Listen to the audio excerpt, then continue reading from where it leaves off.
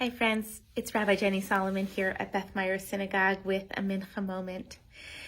So we are reading from Parashat Kedoshim this week. Kedoshim literally means holiness, and this Torah portion finds itself really kind of in the middle of the book of Leviticus, which is in the middle of the Torah.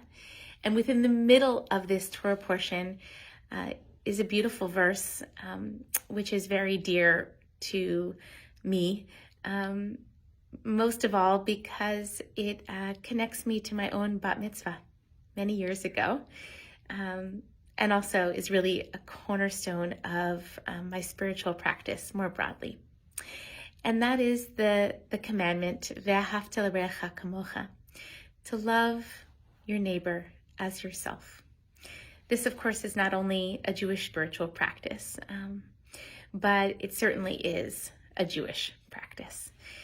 And it is incumbent upon us. And one of the ways in which I incorporate my awareness of this mitzvah, if not actually the fulfillment of it, is in my morning prayer practice. It's actually a Kabbalistic tradition, a Jewish mystical tradition, to include in the early part of our prayer, of our davening in the morning, the words Hareini mikabel or mikabelet alai mitzvat aseh ve'ahavta l'recha kamocha, that here I am fully present, ready to receive this positive commandment, this commandment which demands that I actually do something, not do something, but to actually do something.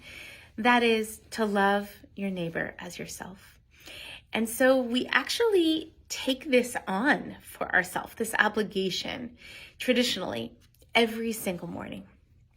Why?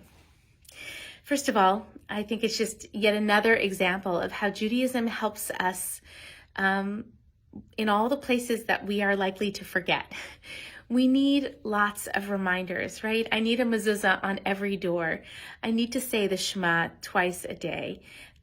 These are just things that I'm wired to forget, at least consciously, that I need to be reminded of, that I need to anchor myself in consciously every single day.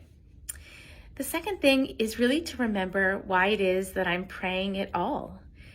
And for me, that means it's really a larger statement of why for my very existence, but at least for my prayer, is that I want to cultivate more love.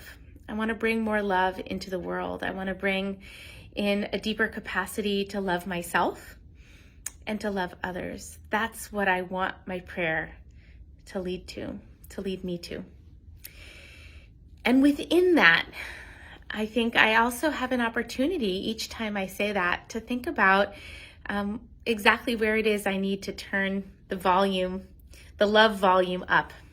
Sometimes I have to amplify the love for myself, and sometimes I need to amplify love for others. And of course, as the teaching goes, they're inextricably connected. Our capacity to love ourselves is in direct relationship to our capacity to love others. And finally, I'll just add this. I'm sure there are many other reasons, and perhaps you have your own, about why this commandment, a reminder of this commandment, might find its way at the beginning of our morning prayers every day. But that is, it's very easy, especially when we're in pain, especially when we're worried, especially when we're holding a lot, which I often am at the beginning of the day as I think about the world or even my own little circle of existence. It's very easy in those moments for the world to be very small. Think about if you've ever had a chronic pain in your body, right? If your neck is hurting, if your back is hurting, if your toe is hurting, the world gets very small. And prayer, tefillah, really helps me right-size myself, my worries, my purpose, and expand that impact, expand that circle, expand that possibility much bigger than whatever smallness I'm bringing in. And, it's very easy for me at the beginning of the day to think about everything that's on my to-do list.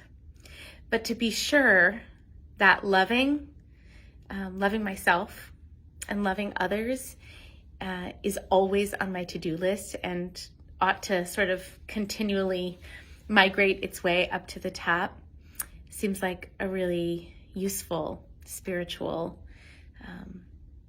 technique and practice. So if ve'ahavta l'recha kamocha and taking that mitzvah on is not already part of your prayer practice in the mornings, maybe you add it in. I'm grateful to share my practice with you, and it helps reinforce and re-inspire my own practice. And I'm grateful for this chance to explore the many possibilities of this week's Torah portion's wisdom, and wish everyone peace. Shalom.